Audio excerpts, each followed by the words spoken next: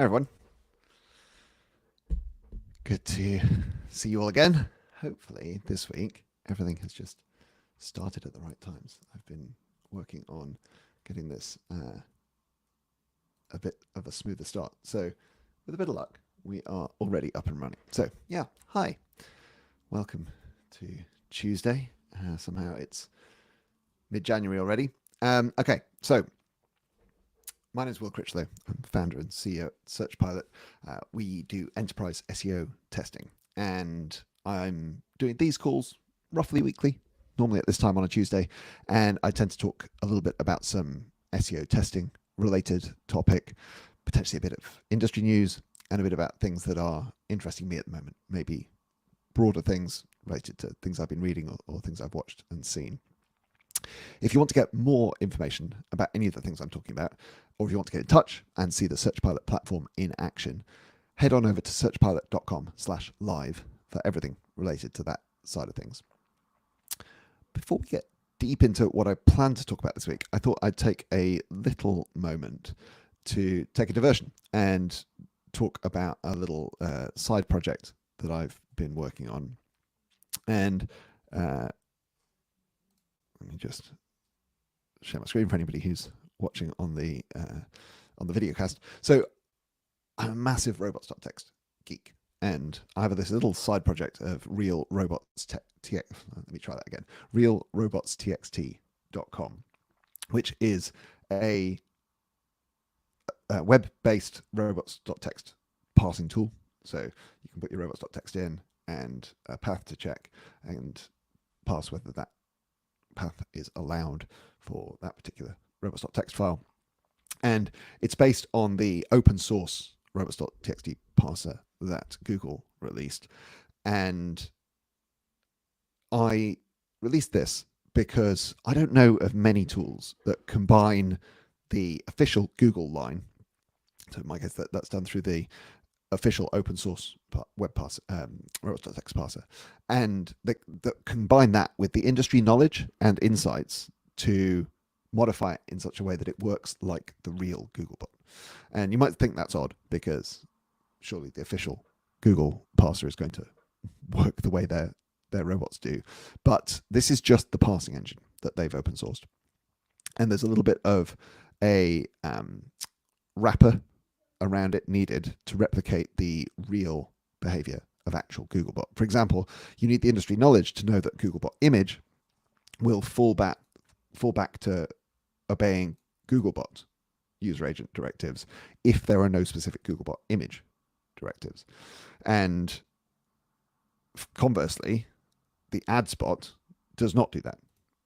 And so this is the kind of broader context and broader knowledge that I thought I could bring to bear. And so I've built all of that logic into my tool, but underlying it, it's using the same parser that the official Googlebot uses. So that's realrobotstxt.com. And I've just given it a bit of a facelift. I'm no designer, but it's got a nice little new logo, which came from ChatGPT, actually. And I just used some of those colors throughout. So anyway, a bit of fun. So the primary SEO testing thing that I wanted to talk about this week was about, I've just realized that the LinkedIn stream might not be working. There's not a lot I could do with that now, is there? Give me 1 second.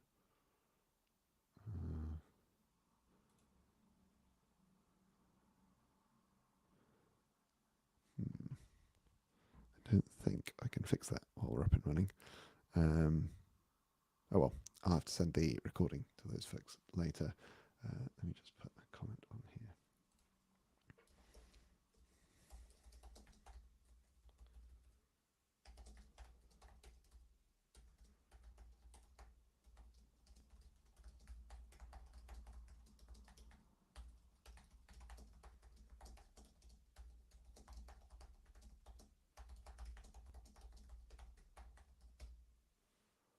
There we go. Okay.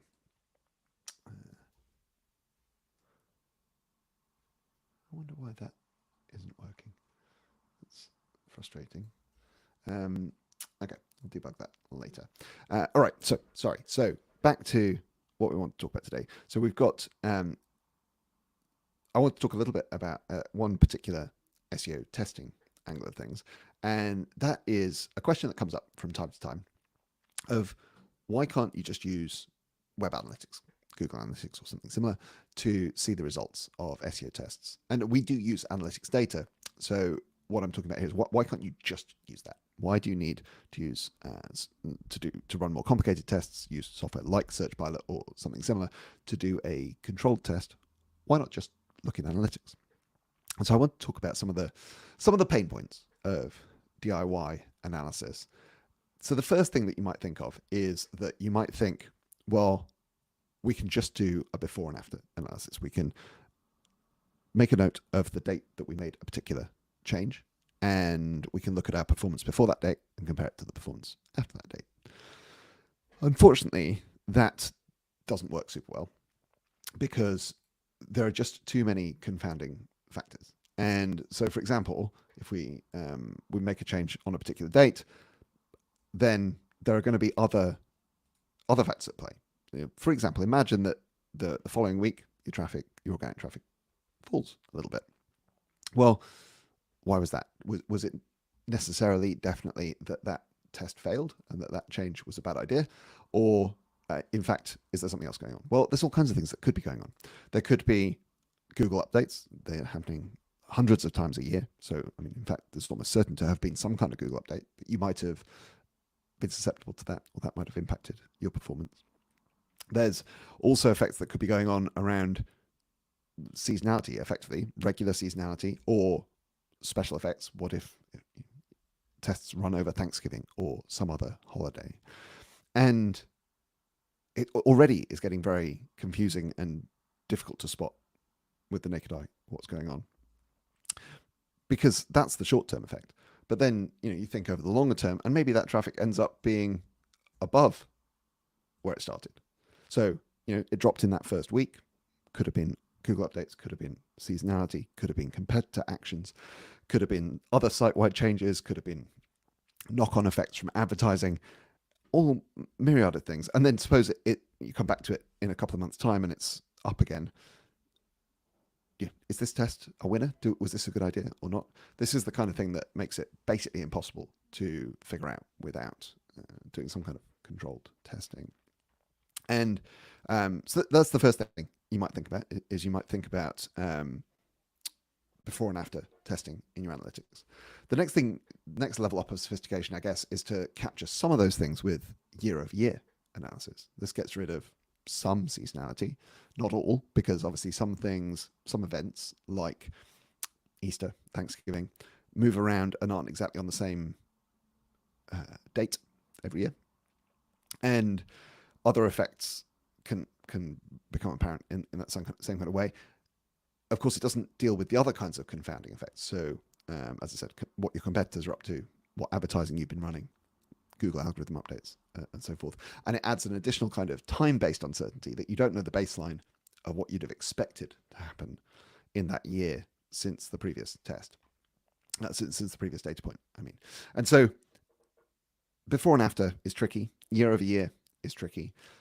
Another angle, or it starts getting closer to what we're doing when we're doing fully controlled testing, is to compare the performance of your test group with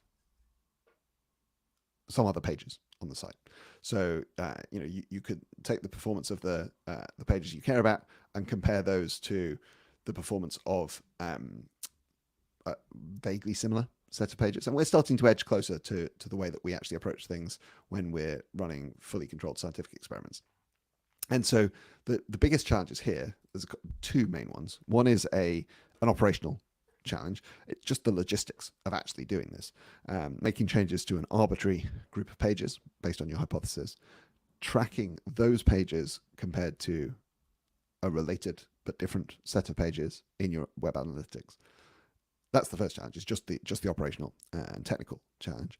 And then there's also a more complicated kind of academic challenge, I guess, which is that the statistics becomes difficult.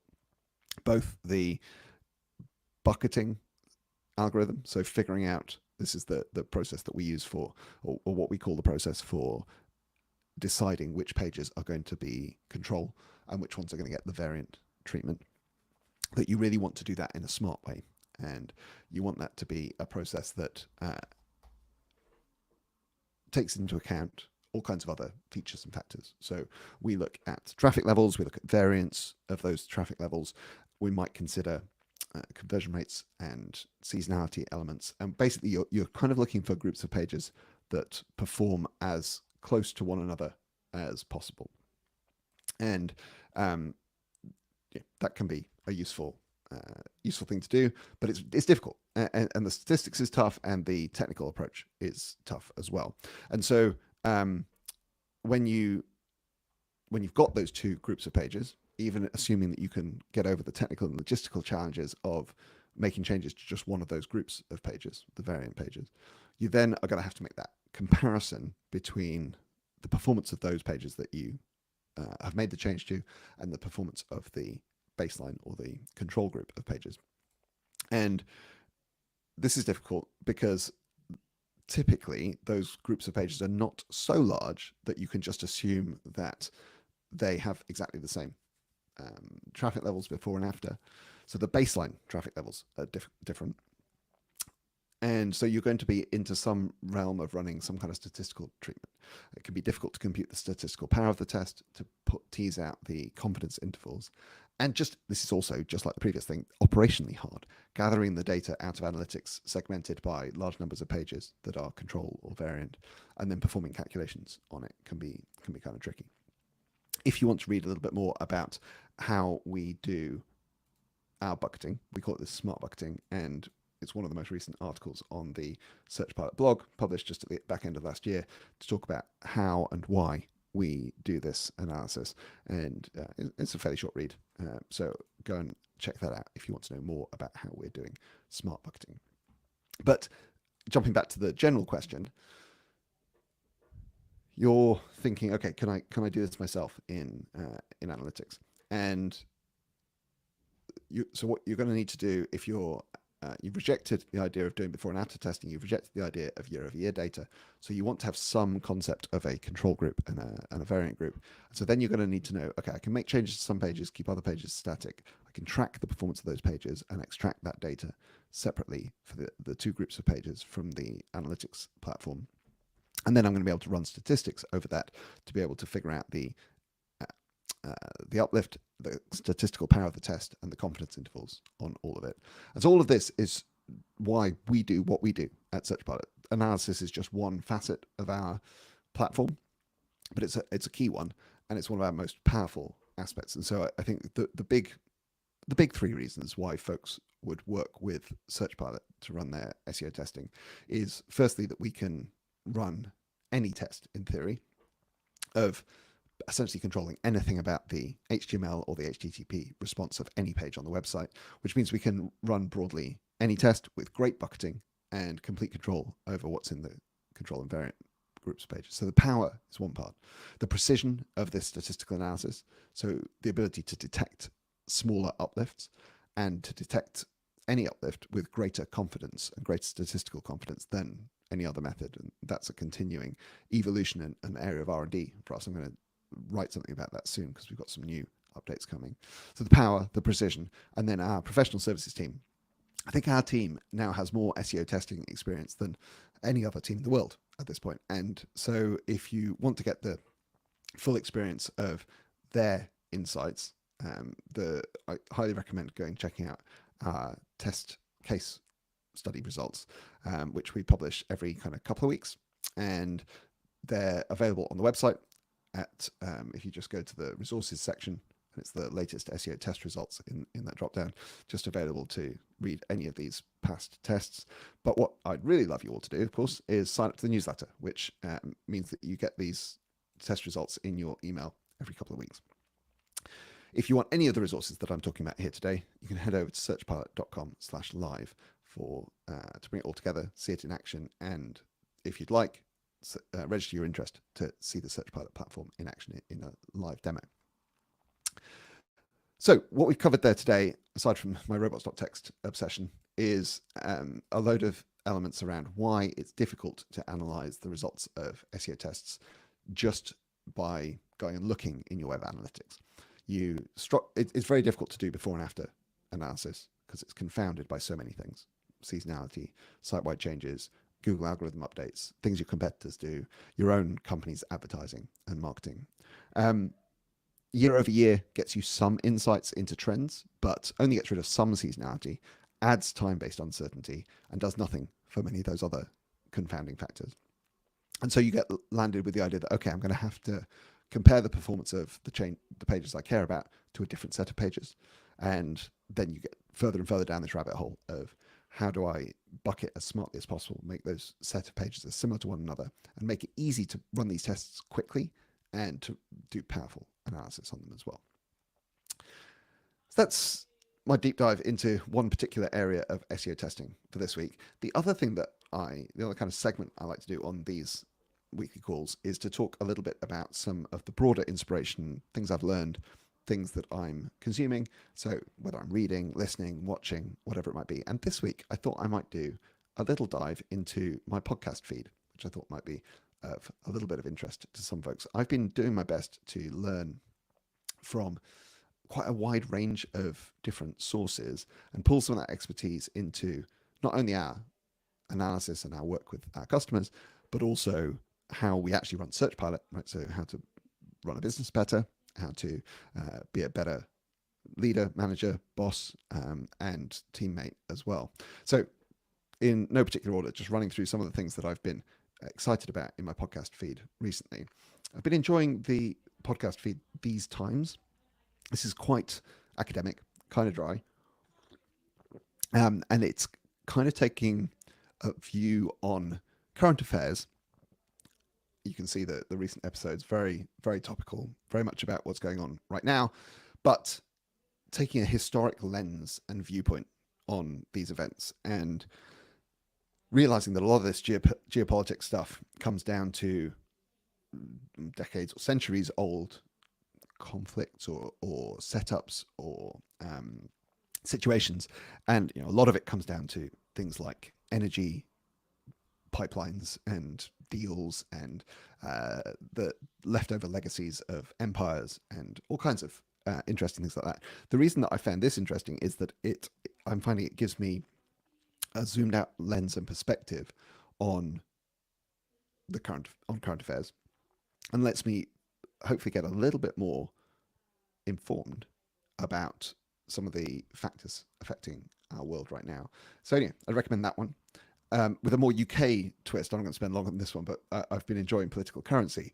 So for non-UK folks, these two were both on opposite sides of the aisle, ministers, members of parliament, and members of the government in recent years, or certainly in my recent lifetime. And I really enjoyed one of their recent episodes where they went behind the scenes of the negotiations when the coalition government was being formed in 2010.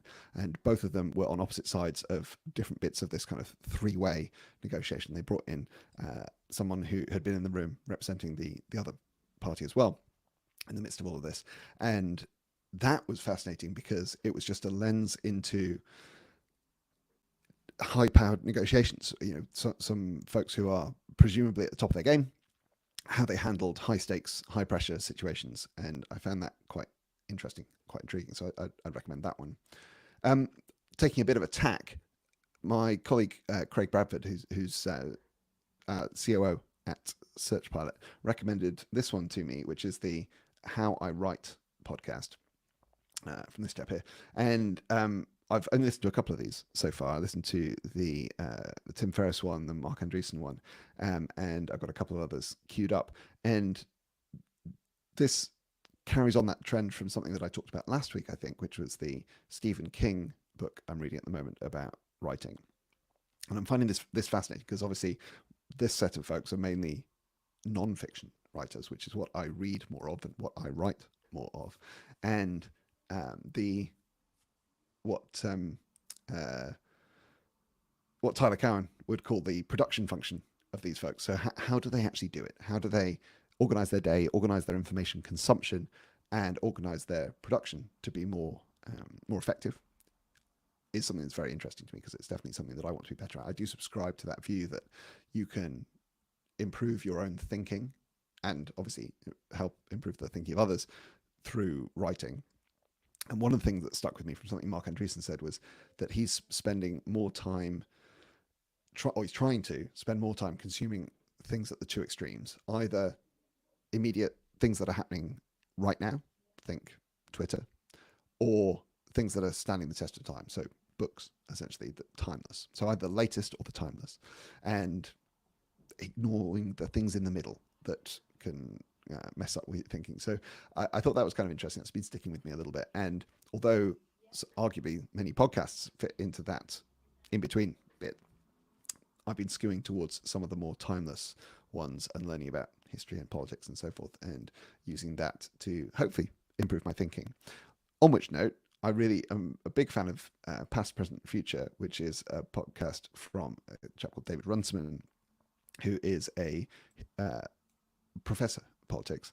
And this is a whole history of all kinds of ideas. So a subsequence literally called The History of Ideas, but also covering broader things. This kind of overlaps a little bit with the These Times podcast, but is more about ideas, I would say, and less about current events, typically, although some of them look a bit similar.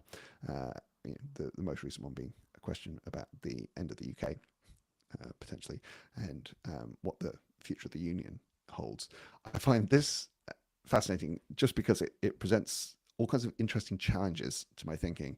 I've been quite a fan of David Runciman's work since reading his argument that 6-year-olds should get the vote.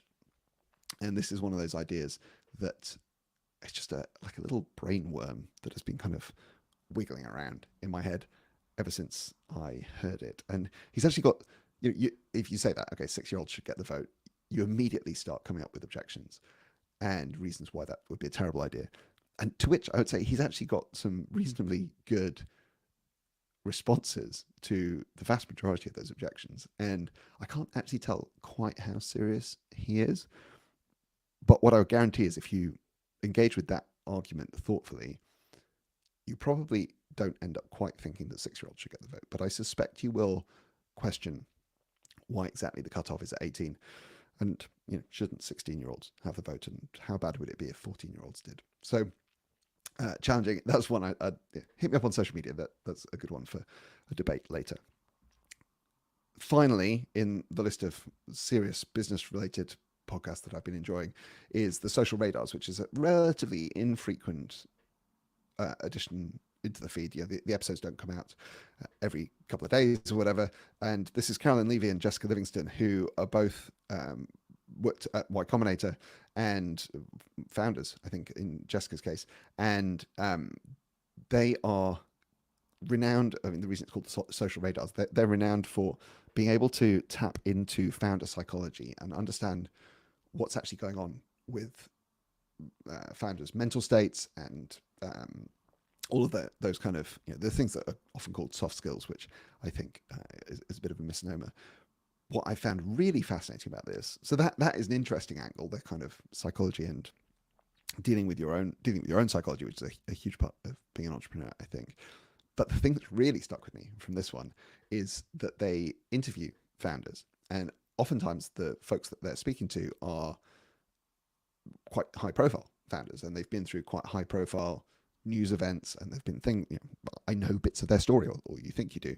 And what's been most interesting is seeing the differences between the public narrative, the things that have been in the news already that I knew already before going and listening to them, and the differences in perspective that either Carolyn and Jessica have, or that the founders themselves have when they tell those stories. And there's just been some, I think the Zenefits one is probably the prime example. Excuse me, just slightly losing my voice. Famous kind of meltdown, drama, intrigue, all kinds of things going on in that boardroom and in that C-suite. And just a very, very different story that comes out in the interview on the Social Radars. I have no idea which version is true, whether one is completely true or, as I suspect, as always, the truth lies kind of somewhere in the middle. But either way, I feel like this is improving my mental model of how companies work, how great founders operate, and how this whole cycle of press and notoriety and fame kind of hangs together. So another one that I would recommend. And finally, I had thrown the light-hearted one at the end is JJ Redick and Tommy Alter, The Old Man and the Three, is the only basketball podcast that makes it into my kind of weekly listen list. And I like their kind of smart takes on the NBA in particular, but basketball more broadly. Quite enjoy the fact that JJ is coaching his kids' team, like they're young, like 8 and 11, or I forget exactly what age he said, but that's kind of a fun journey as well. So yeah, I don't really have a kind of strategic insight from that one, but I thought I'd be remiss if I didn't mention it. But zooming out a little bit, I think what I'm really trying to do with a lot of this consumption is getting better at thinking. And it's the same reason why I try and write about a lot of these areas. And I'm hoping that it's part of this regular weekly slot as well. It's the space to think, the forcing myself to structure my thoughts in certain ways, hopefully communicating some of those. But with the consumption side in particular, getting better at strategic thinking, seeing through a broader lens, understanding historical contexts, learning from other people's experiences and mistakes, and at least trying to make new ones, right? And there's been a few areas where I think that has been really helpful. And I in particular, I do find it very interesting. And I've spoken to a few folks who are in a similar boat where I wasn't a big fan of history at school. It was one of my least favorite subjects. And yet now I find that a lot of what I consume for interest, for fun, and for personal development is history of one form or another, often relatively recent, often closer to current affairs in some ways, but try and take a historical lens on it. And I've been finding that interesting. So if you're in the same boat, I'd love to hear your recommendations. If you find different things work for you, I'd really love to hear those stories as well, because I'm definitely on this journey of exploration. And one of the challenges of being a founder is not having a manager who sets you a personal development plan and helps you work through those things. So I guess that makes all of you in that role for me. So give me some feedback. Let me know what you're enjoying, what you're not enjoying, where you'd like me to take these conversations in the future, what's working for you as you go on your own personal development journeys. And I will see you roughly at the same time next week. If in the meantime you want to learn more about any of the things that I've been talking about today, well, I guess particularly the more work-oriented things that I've been talking about today, head on over to searchpilot.com/live for those resources. And if you want a demo of SearchPilot or you want to discuss your specific situation, there's also a form at searchpilot.com/live where you can get in touch with the team, and we would love to set up a time to chat to you. So it's been a pleasure. See you all next week.